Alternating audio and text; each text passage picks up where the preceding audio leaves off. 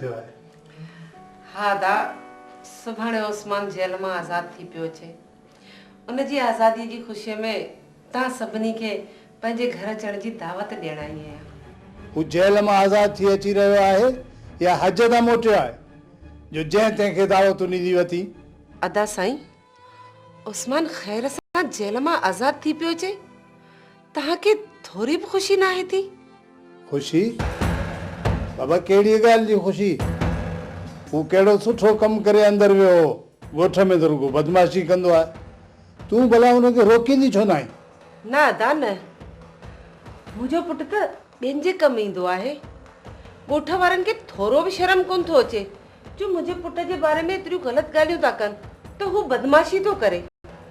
ॾिस शहनाज़, ॻोठ वारा केतिरा दफ़ा साईं वटि तुंहिंजे पुटु उस्मान जी दांह खणी आया आहिनि ऐं सभिनी जो चवणु इहो आहे त हू असांजो माइट आहे, न त हुननि जो चवणु आहे त हू सिर्फ़ु साईं जे करे ख़ामोश आहिनि, न त सिर जो जवाबु पत्थर सां बि ॾेई सघनि था।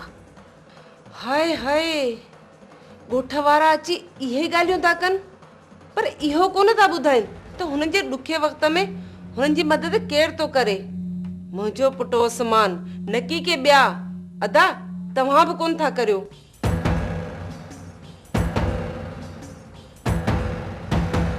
तुंहिंजो पुटु माण्हुनि खां पैसा वठी हुननि जा कम कंदो आहे, पर तूं कोन सम्झंदी आहीं। अॼु बि तूं पंहिंजे पुट खे बेड़े ई सम्झंदी आहीं। मां त हिते पंहिंजे पुट जी ख़ुशी जी दावत ॾियण आईसि। मूंखे इहा ख़बर कोन्हे त हिते अची मूंखे पंहिंजे पुट जे बारे में ई ॻाल्हियूं ॿुधणियूं पवंदियूं। मां हाणे हलां थी। अलाह भाई।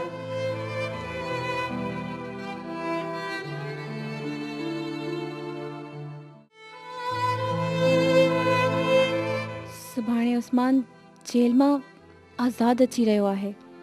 जॾहिं उनखे ख़बर पवंदी त बाबा साईं मुंहिंजो उन सां रिश्तो ख़तमु करे छॾियो आहे त सॼो मुल्क मथे ते खणंदो। तूं छो नथी सम्झाई उनखे? तूं बि त चाहींदी हुई न उनखे। मुंहिंजे चाहिण सां छा थींदो? आख़िरी हुकुम त बाबा साईं जो। मां त उनखे केतिरा भेरा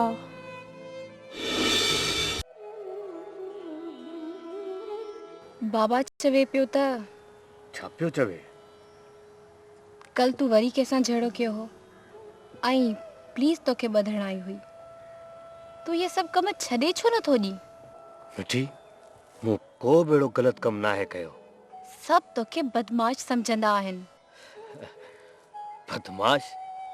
मिठी, कंहिंखे बुरो भलो चवण सां या वरी हुन सां झेड़ो करण सां छा इंसान बदमाश बणिजी वेंदो आहे छा?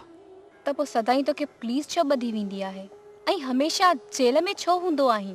पुलिस मूं सां भोग कंदी आहे, पोइ ॾिस छॾे नाहे ॾींदी। बाबा तुंहिंजे करे ॾाढो परेशान हूंदो आहे ऐं उन ॾींहुं अम्मा बि चवे पई त मुंहिंजो ऐं तुंहिंजो रिश्तो ख़तमु थी वञे। तूं आख़िर ही सभु कुझु छॾे छो नथो ॾीं?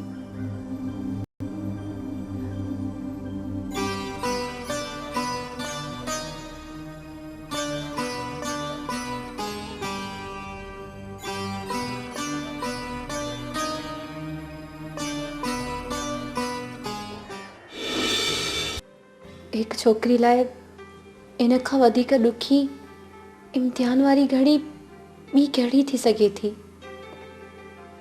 जंहिं कंहिंसां नंढपण खां वठी जवानीअ ताईं वक़्तु गुज़ारियो हुजे ऐं हुन जो कयल रिश्तो ख़ामोशीअ सां कंहिं ॿिए सां ॻंढियो वञिजे।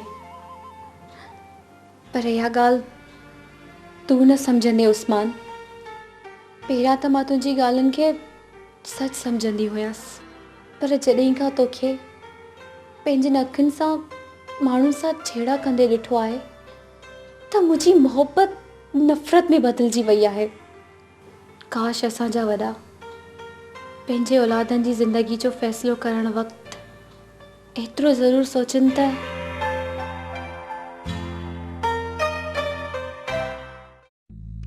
उस्मान उठ भाई, तेरी रिहा का हुक्म आ गया।